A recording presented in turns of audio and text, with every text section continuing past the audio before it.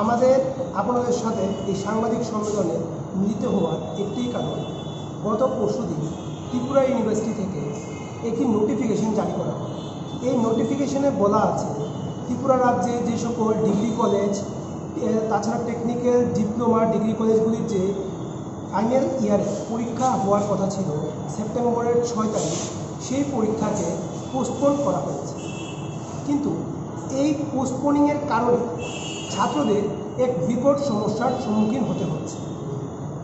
আমাদের এই academic session চলাকালীন আমরা জানি যে মে মাসের মধ্যে এই সেশন শেষ করতে হবে, কিন্তু এই করোনা মহামারীর এই পরিস্থিতির জন্য এই সেশনকে আরও পোস্টপোন করতে হয়েছে। কিন্তু যে সকল টেকনিক্যাল কলেজের ছাত্ররা রয়েছে অথবা ডিগ্রি কলেজের ছাত্ররা রয়েছে, তাদেরকে পরবর্তী সময়ে যে শিক্ষা এবং হায়ার এডুকেশনের জন্য যেতে হয় তারা এই ডিগ্রির অভাবে পাচ্ছে না। এনএসইউয়ের কাছে বিভিন্ন ধরনের বিভিন্ন জায়গা থেকে ছাত্ররা যোগাযোগ করছে এবং ওরা আমাদের মাধ্যমে এই সরকারের কাছে দাবি রাখতে চাইছে ওদের এই সেশন যেন অতি শীঘ্রই শেষ করা হয়, ওদের পরীক্ষা নেওয়ার একটি ব্যবস্থা করা হয়। আপনারা দেখতে পাবেন যে ত্রিপুরা রাজ্যে শরৎ জামাদিয়া নামে একটি ছেলে ক্যাট পরীক্ষা ক্র্যাক করে আইআইএমে চান্স পেয়েছিল, কিন্তু তার কাছে ফাইনাল ইয়ারে কোনো ডিগ্রি না থাকার কারণে সে তার সেই সুযোগ হারায়।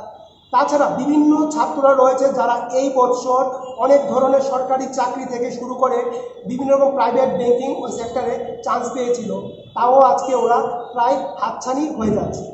এই সেপ্টেম্বর মাসের মধ্যে যতগুলি প্রাইভেট কোম্পানির অফ ক্যাম্পাস চলছিল সবগুলি বন্ধ হয়ে যাবে এবং ছাত্রদের কাছে আর কোনো রকম সুযোগ থাকবে না এই বছর কোনো রকম চাকরি পাওয়া।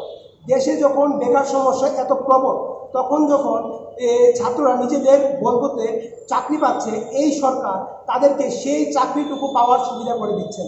তাছাড়া হায়ার এডুকেশন এবং নিজেদের বিভিন্ন রকমের সমস্যা এইসবের জন্য যে অনলাইন পরীক্ষার যে সিদ্ধান্ত নিয়েছিল ত্রিপুরা ইউনিভার্সিটি, আপনাদের মাধ্যমে এনএসইউয়ের পক্ষ থেকে আমরা ডিসির কাছে একটাই দাবি রাখবো, সেই পরীক্ষা যেন অতি সত্বর করা হয় এবং এই সেপ্টেম্বর মাসের মধ্যে ওদেরকে ফাইনাল ডিগ্রি মার্কশিট প্রোভাইড করে তাদের জন্য খুব তাড়াতাড়ি এই মুশকিল থেকে রিলিফ করা হয়।